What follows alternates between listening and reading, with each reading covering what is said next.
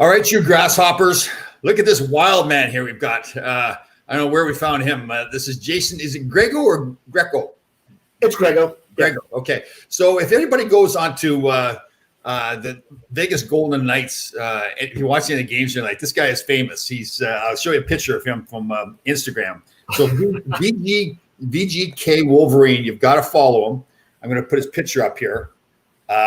It's classic. He's got the tattoos and they get the hand thing there and the whole bit. So we were just talking before we got on the show.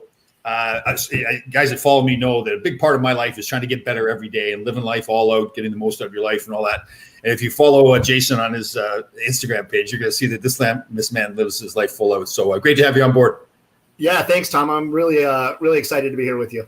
Yeah, good. All right, so a little bit of background. Where are you from originally? Grew up in Colorado, actually. Yeah, grew up in Colorado, lived there, Aurora. And then joined the Air Force right after my first year at college out of ASU. Just kind of wasn't exactly what I thought it was going to be. And so ended up joining the Air Force. Right. Did 24 years, retired on September 3 years ago. So, yeah, I'm going on my third year of retirement. Wow. So you're a pilot? I was a loadmaster. So I flew on C-130s and C-17s. It's a three-person cockpit. Right. So it was, pilot, co-pilot, and then me. Basically ran fuel panels, hydraulic panels, loaded the back of the airplane, weight and balanced, did a lot of our combat troop drops, stuff like that. Now, were you over in Iraq in a minute? I did 4 in Iraq and about 4 tours in Afghanistan. I go all the way back to Bosnia, Tom, back in 95. That was my first kind of conflict. Wow. So you look like you're about 22 years old. How old are you? Oh, good. It must be the moisturizing daily out here. There you go. There you go. Wow, that's fantastic. Well, as I mentioned to you, and as people know that followed me, I have such an affinity for the people that served our country. It's just that's how I really got tied in with Mitch Klein, who will join us later, and that's how the two of us got put together. Mitch is with Threads of Envy that I'm working with, and I just, for me, I look at the military and the discipline and the sacrifice and even the attitude after you get out. Most of the guys that I meet that are, I don't think we do nearly enough in this country to help veterans, to recognize veterans for all that they do. But almost every veteran that I meet doesn't ever feel like jaded or anything like that. They just, this is the way it is. They made the choice they did, and they served the country. Yeah, it's exactly what it's about. It's an ethos that you kind of have as you're growing up, that you feel like there's a little bit more to give, to your, not just to yourself, but to other people, and try to make what we have a better place. And serving was the greatest period of my life. I absolutely enjoyed it. There is nothing that I could look back on and say anything negative. I absolutely loved being in the Air Force. I had the ability to travel. I have some of my closest friends now that are like brothers that aren't, but they're not blood brothers, but they're so close. I mean, you get that bond being entitled and around those like-minded people, like what you're talking about now, is looking for people that are out there to experience things. So when I look at you, and I see this a lot with members of the military that I'm lucky enough to meet, you've got this certain confidence about yourself. But not a cockiness. Like you're confident in who you are as a man. You know what you've done. You know what you can do. The way you treat people, the way you talked right there about helping other people.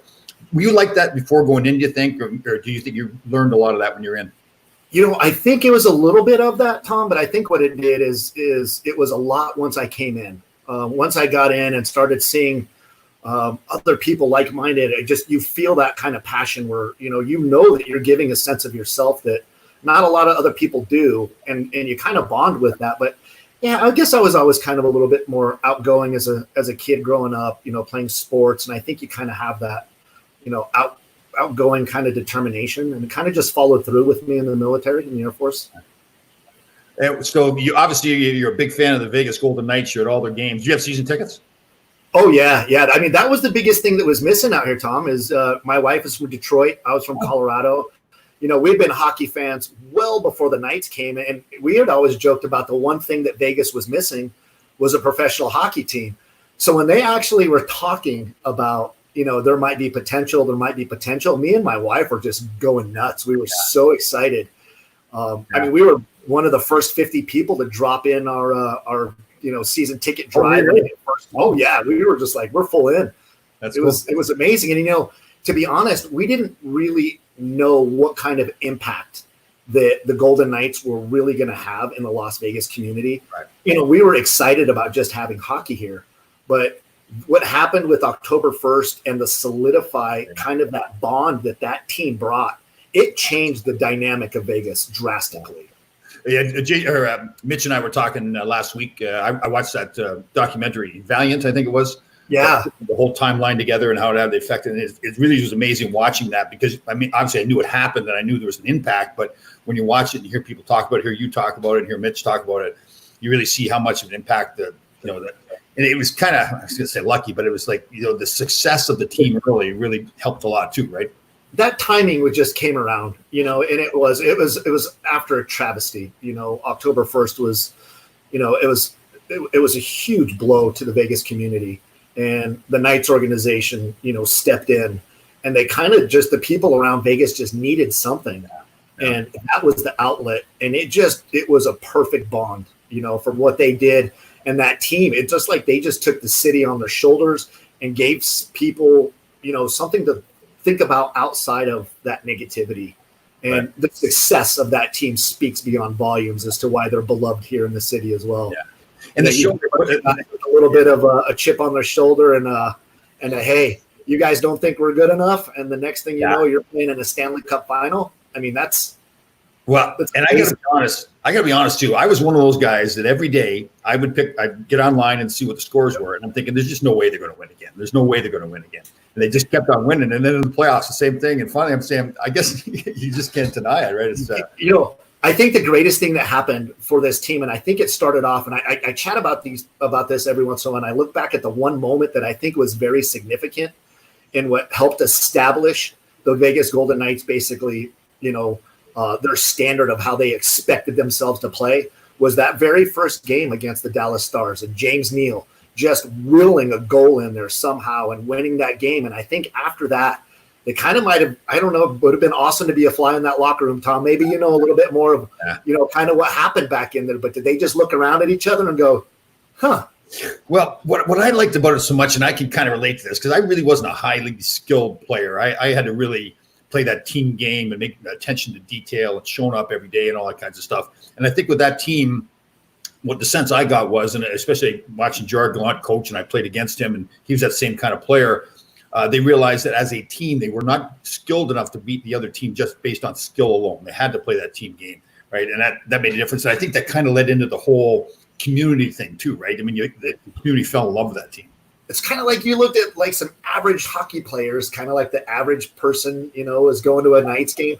I mean, we had people here, Tom, they had no idea what a hockey stick was in Vegas. Like, and the next thing you know, these guys are full in. You can't drive around Las Vegas right now for 5 minutes without seeing a Knights sticker or something about hockey out here.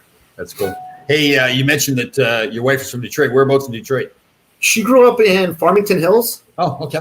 I went to Northern Michigan University, way up in the Upper Peninsula for many years, and I lived in the Detroit area.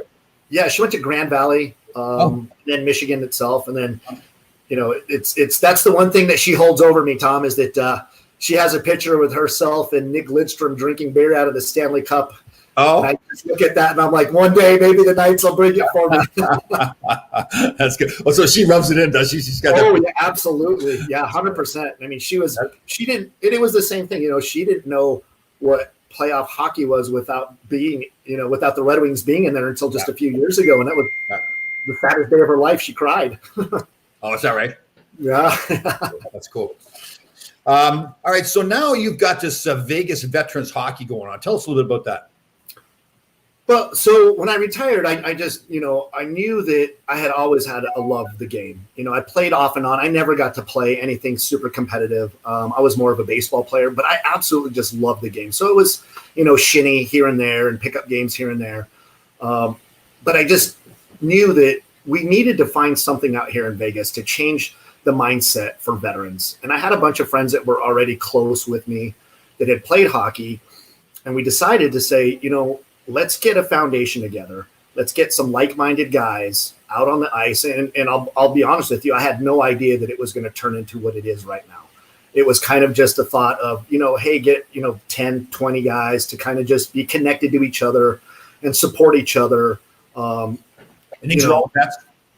And they're all veterans. Yep. Everybody was, and we have all branches. I even have a Coast Guard person in our team. So yeah, we have Army, Navy, Marines, Air Force, Coast Guard. Wow. And what it did is it actually blew up. It blew up way bigger than we anticipated. So right now I have 150 guys that come out and skate. All in the Vegas area. They're all living 150, wow. right? Veterans out here that skate that are in my bench app right now. That when we get ice time, it's like a battle to get, who's the first draw in and who can get on it. And so, what do you have, a little league going on, or is it just you have a game every week? Or so yeah, so right now basically our ice is donated to us, which is awesome. Yeah. It's so we just do basically a pickup game.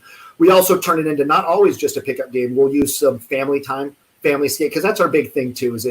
We know that the sacrifices that the families of veterans make is just as important. So we want to make sure that we're including those because they're so a big part of a veteran's success after being in the military is to have a strong family, have a strong relationship in the community. So we have family skates where we bring out, the families come out on the ice and we just, have a great time in a very relaxed environment with people who have been through the same turmoil, the same, things that we've been through in life. And in a place where you can kind of just talk about things that maybe most people don't really quite understand, Right. I'm going to throw this question up. I guess it's more of a statement. It's not really a question. Yeah. From Renoir is I want to join. Actually, I have a Marine brother who lives in Vegas who loves hockey. I'm indoctrinated us. One love, God bless. I love that. 100%. And that's this is exactly what we're trying to do is reach somebody who maybe has never even put a pair of skates on before. Sure. As a matter of fact, I took Mitch out on the ice later. But yes, you can reach us, and we'll chat about that with Mitch. Yeah. Vegas Veterans Hockey Foundation. We're on Instagram, we're on social media. Right. We have a website, www.vvhffoundation.org. Okay. And they can come out. We'll shoot comms to them. It's very easy to be involved. And it's there's not really like one event. It's not like one event that you're having. This is an ongoing. It's ongoing. Yeah. This is continuous all the time. We do community service events where we work with like Shade Tree, which is, a foster and adoption system out here. We always try to do a community service. Like if we're having a charity game, we're working right now with the Metro police officer hockey team. Oh. And we're talking about, we're going to put in a charity game and the proceeds for that, we're going to pick and going to give out for, child adoption services here in Las Vegas. We want to let people know that just because we're retired and we're veterans, that doesn't mean that we have stopped serving our country. Right. And we want to make sure that we continue to impact Las Vegas and make it better. Right. This is our life. This is where we live. I want people to know that just because we're done, aged out, kind of a little bit too old to be flying airplanes now, that doesn't mean that we still aren't passionate. See, that's fantastic. So I'm very fortunate. I got to I did a charity event up in Boston we had a charity game against the Boston Bruins. The Rangers did, and we had a dinner the night before the charity game. And the Bruins charity foundation at that time was the Navy SEAL Foundation. Yes. So I got to meet from that. Yeah, so I've got to meet a few of those guys, and then I got invited down to Virginia Beach, where, as you know, there's all kinds of military installations there. Yeah. And the same deal, and I was really amazed by it, really taken, it was fantastic, kind of brings tears to your eyes almost. But these guys were coming back with PTSD and all other issues, and they go on the ice and play hockey, and it was very therapeutic for them. It's exactly what it is. I can't explain to you what that does. And you know this, Tom. You know how a hockey locker room is. Yeah. It's already close. Yeah. There's just something about that, the game. It's so integrated with people and a team. And that dynamic can associate very, very similar to some of the stresses that these guys felt in a combat environment. Right. You jump on the ice, your heart rate is racing like there is no tomorrow. You're thinking mentally quick things that you have to do. You're working as a team. You're doing things that is, derived around one goal. And those aspects that happen on the ice, it brings back those thoughts. It brings back those memories. It brings back that feeling of self, of what you're doing. And then you get into the locker room and you're taking your gear off. And now you're talking about those things that, may affect you at nighttime when nobody else is around. And you got your brother that you were just out on the ice with, or your sisters. We have a bunch of girls that play with us too, which is even more awesome. Yeah. And it's therapeutic. It's mentally and physically. And we talk about that. We're trying to hit all of these aspects of wellness in life. As living healthy is about not just physical but it's about mental. Totally. Probably way more mental than physical, I think, right? I mean, once you get your head straightened out, you get your head straightened out, your mind going in the right direction, now your body will follow, right? I'm a huge believer in that. I just think, like, for me, over the last, like, since I started this True Grit Life stuff over the last 3-4 years, like, I feel so much better about myself because I feel I'm more confident. I know I'm doing the work, and therefore now my body just follows with it, and it's amazing. The other thing that I found too, and I think I can speak for a lot of people on this. When I played the charity game, we had this one Navy SEAL guy, big guy, like 6'4", he's standing beside me during the national anthem. And we got to be kind of buddies. And he leans over, goes, "Tom, I'm so nervous." And I'm thinking to myself, this is a Navy SEAL. And he's nervous there. But then you think to yourself, you know what?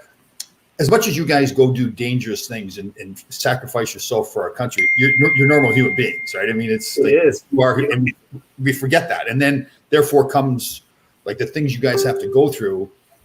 It's understandable then now, okay, there is issues that now I have to deal with once I get out of the service. And that's why these things are so important, right? It's so big and important. Yeah. And, I'll piggyback on that. I would feel much confident, easier at ease, flying into Iraq, knowing that I'm getting shot at in that environment, because that's what you're trained to do, than for me to get up in front of somebody and speak publicly. It took me a little bit of confidence and it took a little bit to get used to, to kind of evolve into that role, because that's not what you're normally doing. You're out of the comfort zone, right? Out of the comfort zone. And that's so important to get there. You got to get out of that comfort zone. So that's what I, tell people. Do something that you wouldn't normally do, because that helps you grow as a person. Right. So how can people around the Vegas area or around anywhere around the world, how can they help you with this Vegas Veterans Hockey, sir? So that's my big thing right now, Tom, is we know, COVID it's been so hard on everybody that this isolation is so difficult, and it does impact veterans really, really significantly. Right. Being away, we have guys that are so bonded with each other. Their families are now, connected, and it was tough. So really right now it's what everybody else is wishing for, and that's funding. It's funding to make sure that, I get a veteran who maybe has never, like I said, stepped out on the ice before. I want to be able to have that ability to have him come out, give him some gear, and have him be able to learn to skate, learn to play hockey in an environment that doesn't have all of those outside, basically, adult playing leagues and stuff like that. I want to feel comfortable, around other veterans. So my biggest thing is finding some sponsors. I'd love to have, somebody that wants to be attached, to the Vegas Veterans Hockey Foundation, bringing, a company that is, what we're doing is amazing. And it's just looking out for somebody to come out and, help support us. So people can contact you at Vegas Veterans Hockey. Vegas Veterans Hockey Foundation.org. Yep. Yeah, we have a website, all of our social media, they can contact us through that. Yeah. You say you're uncomfortable speaking. Maybe you were uncomfortable speaking before, but you're doing a pretty good job now. Yeah. But it is, I know, because I was the same way, the hockey world was my comfort zone, right? So I could get up and talk about hockey all day long. And then when I was transitioning over into this motivational world and True Grit Life, when you get up and speak in front of people, you've got to be forceful. You can't be that humble guy as much. You're trying to get a message out there. And it was kind of funny at first because I was like all apologetic. Like, I'd go to a school and I'm sure you guys don't want to sit here and listen to me, and all this. And I'd come back and watch the tape. Like, what are you doing? People wanted you there to send a message to help these people, And I think once you get that, and I know I can feel it in you that once you get it in your head that you're making a difference. You're making a difference to these veterans. You're making a difference to the people in the community. It seems like you're living that life, right? And I can feel it in you, like energy coming from you. This is the way you live. This isn't just flipping a switch and putting on an act. That's what you do. It is 100% my passion. It is as many people. I'd love to be able to pack this place where people just look and go, how did an organization of veterans get so involved with hockey in the middle of a desert? Yeah. Right now, I'm getting there. I got 150 guys. I want to blow this up, Tom, where it's not just a Vegas thing. I want this to get to a place where if I have veterans that are living in a place like New Mexico, like Albuquerque, right? That's a huge veteran organization. They have an ice rink there. I know there's veterans there that play hockey. Get a cookie cutter of what did you guys do? How did you guys make this work? And it's basically, hey, look, I'm a 501c3 nonprofit. Right. And this is how you go about doing that. You get with your local rink, you go to the military base and you start talking, and you go to the VFWs, you go to places where veterans are at, and you say, have you ever thought about doing something a little bit differently? maybe, like I said, you don't know how to play hockey. You don't even know anything about it, but Right. come on, because you and I both know that once you're around the game, it is like peanut butter and honey. Oh, It's totally. sticky. It's going to get you. Right. And I do find that it doesn't matter how old people are, if they get out there and start playing the game and they get off the ice, they're like, well, this is unbelievable, right? And like you said, especially for the veterans, but not limited to the veterans, but to be around other people and having fun, maybe go for beer after, whatever it is. I'm going to hook you up too. I was talking about Virginia Beach, and they've got a rink down there that they're trying to get refurbished or even put a new rink up. And they started a fund down there called Warrior for Life Fund, and I'm on the board of that. So I'm going to hook you up with the head of our board, and who knows, maybe it's just a matter of meeting each other. They're a 501c3 as well, but it never hurts to put people together, right? And see where any like-minded thing that you're doing like that, Tom, it only helps, because you bounce off ideas and you can, I'd love to be able to. Sounds like we need to get them out to Vegas and have some sort of charity game, right? Yeah. See, that's what I'm thinking too. How to do this and how you get more people involved. Now, did I hear that you have a player with the Knights as part of your group too? Is he on the board or something? I do, yes. So this is so big. Alex Tuck. Yes, has been a huge supporter of the Vegas Veterans Hockey Foundation. His great grandfather was in the Navy. And so, having Alex as a U.S. born player, he's come out and he sat on the bench with us a few times during some of our charity games as our guest coach. He skated with us before, and it was just, it was so big to be able to actually have him as our official ambassador. Yeah. So having Alex Tuck out there, and the first time he came out, we're just starting this out kind of in October. And we're on the ice, and we look like a big mishmash of gold jerseys and yellow and pink. And he was like, "How do I even know who to pass the puck to?" He's like, "Who's on my team?" And we all know each other. Yeah. But he basically said, "Look, I'm buying you guys practice jerseys." He's like, "Let's get these things looking official." He goes, "You guys are doing such a great job. I need you. I want this to get bigger." Okay. And so, having Alex Tuck as our ambassador is huge. And associated with that, a lot of people may not know, but we also got to announce Chris Kale from Five Finger Death Punch, the bassist. And he's synonymous in the veteran community, law enforcement community, another big, supporter of us. So we have some clout behind us, and now we're just trying to keep, now that we got that momentum, it's like, hey, how do we keep going? Well, I'm a little bit disappointed. We're at 22 minutes and 39 seconds down. I have not received my invitation yet to come out and play with you guys. So, that's I didn't even know I had to say that.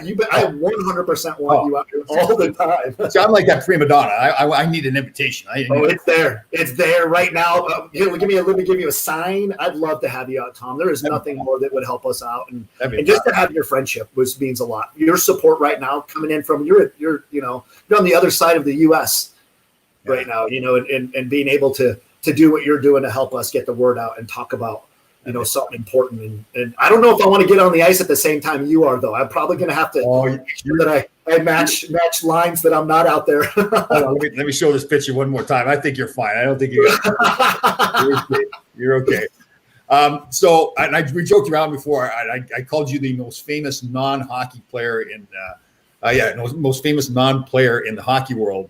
If you go to the Vegas games or you get on your Instagram page, it's like every time there's a commercial or something for the Vegas Golden Knights, there you are standing there screaming, you got the hair going a little bit. Yeah. I guess they were like, hey, you know what? And I'll be honest, the whole thing started off as it was my daughter's idea. It's an absolutely ridiculous story. Like I said, I had retired from the military. Preseason was coming around. I do what every other veteran does when they get out of the service. I didn't shave, grew my hair all crazy. And basically Halloween was coming around, and my daughter was super into X-Men. And she's like, Dad, you need to go shave your beard like Logan, and we can be X-Men for Halloween together. And I'm like, you're out of your mind. This is ridiculous. Yeah. I'm not doing that. As it got a little bit closer, I didn't have anything to do. And I'm like, all right, my daughter's asking me this. So I go to the bathroom, and I grab the clippers, and I start taking it down a little bit. And about halfway through, I'm kind of like, I actually might be able to pull this off a little bit. So preseason came around, the very first game, and there, lo and behold, I'm walking down the aisle to my seats, and the camera guys got a hold of me. And the next thing you know, I'm up on the Nitron as a celebrity lookalike with Wolverine and me. And from that moment, it just blew up. And now That's a great story. right. So now I tell my daughter, and then we're going places, and somebody's like, "Hey, can I get my picture with you?" And I'm like, "See, it's your fault. You're the one." That's funny. Oh, so people stop you and get your picture taken too? Oh yeah, it's pretty funny. Is that right? It's cool. Get you some kind of endorsements or something too. Right? Yeah, you'd think, right? You'd think maybe I wouldn't even have to pay for my season tickets, but no. Yeah. Well, that's a good point. Yeah. All right. So one more time, if people want to donate, how do they get a hold of you? It's it's through our website. So www.vvhffoundation, and foundation is spelled out FOUNDATION.org, or on our social media. Yep, Vegas Veterans Hockey Foundation. They're on Instagram. We're on Facebook. They can reach out to us, and any other veterans that are out in the area, like Renee mentioned there with his brother, the Marine, they can get a hold of the same place. Yep, absolutely. Reach out to us. We'd love to have more people get involved. That's the whole point of this. Yeah, we should really brainstorm too. The more I think about stuff like get some kind of I know you've got your like regular games going on all the time, but maybe try to have some big event, right? Where we can get some NHL guys out there. It's Vegas, right? I mean, guys are going to love going to Vegas. Who wants to come to Vegas, right? Yeah. Right now, especially it's an easy sell, and that would be amazing. I'd love to be able to work with you and do that, Tom. Okay. Just for the aspect of one, I'd like to hang out with you. Yeah. So there's a little bit more reason into that as well, but anything leading that like a disciplined life. You getting up early in the morning and working out, or what's your schedule? I have to work out, Tom. Yeah. I do. It's just something about me that I've always been, and I think it happened when I was in the military, in the service. Yeah. Flying really takes a lot out of you. Pulling G's, your body's constantly under stress.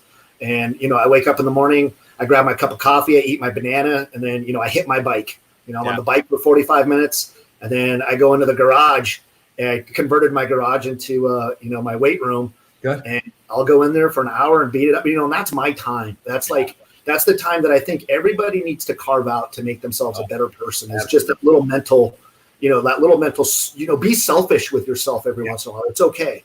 Well, I tell you something too. Listen, obviously you go to the gym to work out because you want your body to get more healthy, but it's your mind more than anything too. Right? It's 100% my mind. Yep, yeah. Absolutely.